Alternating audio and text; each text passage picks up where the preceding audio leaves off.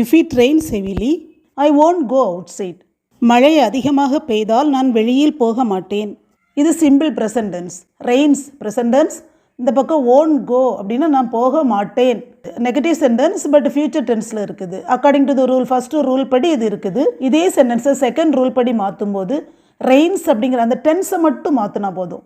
ரெயின்ஸை ரெயின்டுன்னு மாற்றும் போது won't go அப்படிங்கிறது wouldn't goவாக மாறிடும். அவ்வளோதான். If it rained heavily, I wouldn't go outside. மழை அதிகமாக பெய்திருந்தால் நான் வெளியில் போயிருக்க மாட்டேன்.